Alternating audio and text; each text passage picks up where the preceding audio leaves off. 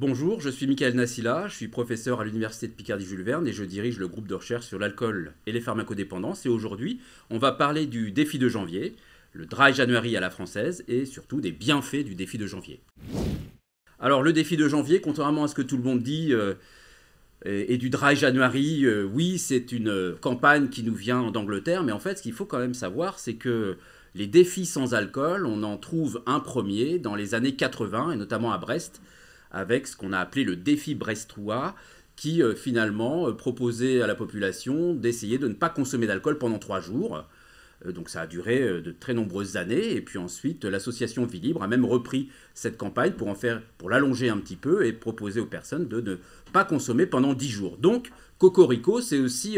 une idée qui est apparue en France assez tôt dans les années 80. Alors c'est quoi le défi de janvier? C'est finalement, il faut reprendre l'esprit dans la création de cette campagne. L'idée, c'était de se dire, on va aider les personnes à contrôler leur consommation d'alcool, à faire le point avec leur consommation d'alcool, à regarder leur niveau de consommation par rapport aux repères et les aider à retrouver du contrôle. Donc c'est faire le point par rapport aux repères de consommation et apprendre ces repères de consommation. C'est aussi, quand on consomme, comprendre pourquoi on consomme de l'alcool. Donc c'est mieux comprendre ses motivations,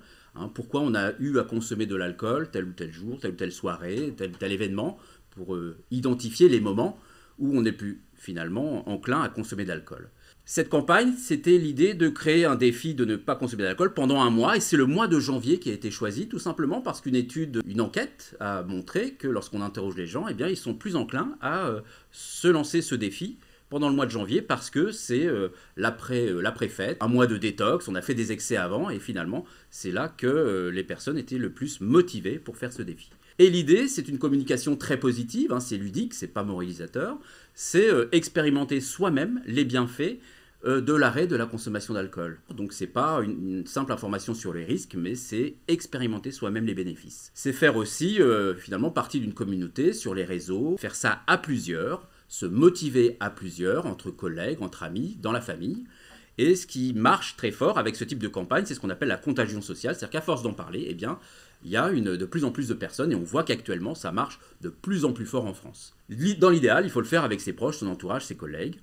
Et puis l'idée aussi, c'est pas simplement ça, c'est d'en profiter, c'est tout un mois, et en France on avait besoin de ça, c'est profiter de tout un mois de communication pour parler finalement de cette problématique de la consommation d'alcool et de tout l'impact que ça peut avoir sur sa santé. Même si on se lance le défi de ne pas consommer d'alcool, même si on ne réussit pas le défi, même si on ne tient pas le mois, eh bien, des études ont montré des bénéfices. Alors je voudrais juste rappeler quand même, parce qu'on a beaucoup d'opposition sur on nous interdit la consommation d'alcool, on veut nous empêcher de consommer pendant un mois. Je rappelle simplement, ici j'ai mis un petit calendrier pour vous montrer que finalement nos recommandations, c'est déjà de ne pas boire 2 jours par semaine, donc ça fait sur 52 semaines, ça fait 102 jours, ça fait 3 mois. Donc nos recommandations nous disent déjà d'éviter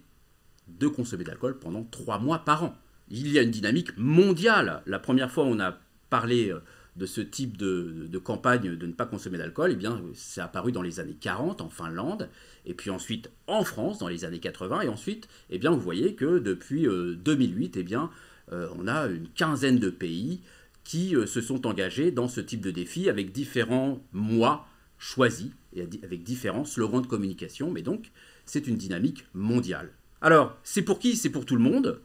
mais bien évidemment, les personnes qui ont une consommation problématique, qui aurait un trouble de l'usage d'alcool sévère, il est conseillé de se faire accompagner par un professionnel de santé, bien évidemment, puisqu'on peut aussi expérimenter un syndrome de sevrage ou des symptômes qui apparaissent à cause d'un arrêt brutal de la consommation d'alcool. L'objectif, c'est à terme d'intégrer le fait que boire moins, c'est mieux, qu'on en profite pour sa santé, et finalement de ne plus trop dépasser les repères de consommation et d'être dans, on appelle ça une zone de consommation à moindre risque. Alors, ce qui est frappant, c'est que les premières enquêtes ont bien montré qu'une proportion très importante de participants ressentaient des bénéfices assez impressionnants, très vite, finalement. Meilleur sommeil, plus de concentration, plus d'attention, plus d'énergie, D'autres études ensuite ont montré qu'il y avait aussi surtout un meilleur contrôle, une meilleure gestion de sa consommation et on se sentait plus apte à refuser de consommer de l'alcool. Alors ici c'est un petit peu compliqué, mais juste pour ceux qui sont intéressés vraiment du point de vue médical, du point de vue santé, eh bien les bénéfices physiologiques à l'arrêt de la consommation, on a quelques données scientifiques qui sont très intéressantes avec une diminution pour ceux qui consommaient au-dessus des repères, une diminution de la pression artérielle, une diminution du cholestérol, une diminution de facteurs sanguins qui sont associés à l'apparition de cancer, et puis de résistance à l'insuline aussi. Donc vous voyez qu'on gagne sur vraiment beaucoup de tableaux physiologiques à arrêter de consommer de l'alcool. En résumé, une pression artérielle qui diminue, moins de cholestérol, un risque réduit de diabète, moins de facteurs de croissance associés au cancer, et puis on se sent mieux au global. Alors ce qui est aussi impressionnant, et c'est ça qu'il faut mettre en avant, c'est qu'à 6 mois, c'est quand même à long terme, eh bien on a des effets sur la consommation d'alcool. Les personnes montrent une diminution du nombre de jours de la semaine où ils consomment, on passe de 4 jours à 3 jours, du nombre de verres consommés par occasion, avec une diminution de 20% du nombre de verres consommés, et puis même de la fréquence des ivresses. Donc on voit que, en fait, on développe une forte capacité à pouvoir refuser une consommation d'alcool et ça se ressent vraiment sur la consommation. Et là, simplement, quand on mesure des scores de quantité et de fréquence de consommation d'alcool, vous voyez ici que les chiffres, en fait, plongent très nettement longtemps après avoir fait le défi. Et ce qui est impressionnant ici, c'est qu'on voit que les courbes sont de plus en plus, ont une pente de plus en plus forte parce que plus on tient dans le mois, plus on tient de jours sans consommer, et bien plus cet effet va être important. On a développé depuis, et notamment en France, des outils pour aider à gérer sa consommation d'alcool. Je vous invite à aller sur le site défidejanvier.fr où vous trouverez plein d'outils, plein d'informations scientifiques, mais aussi une application de coaching qui peut aider à mieux gérer sa consommation d'alcool et qui va vous donner des conseils personnalisés, non seulement au moment où vous rentrez votre consommation, mais aussi pendant tout le mois ou les mois où vous allez contrôler votre consommation d'alcool. Et puis aussi, je vous invite à aller sur le site de la Société française d'alcoolologie ou sur le site Alcool Consocience, vous trouverez plein d'informations scientifiques sur l'impact de l'alcool sur la santé.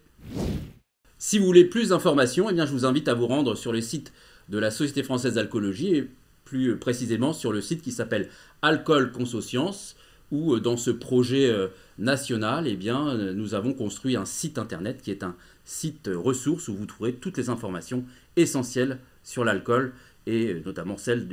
qui concernent les informations scientifiques.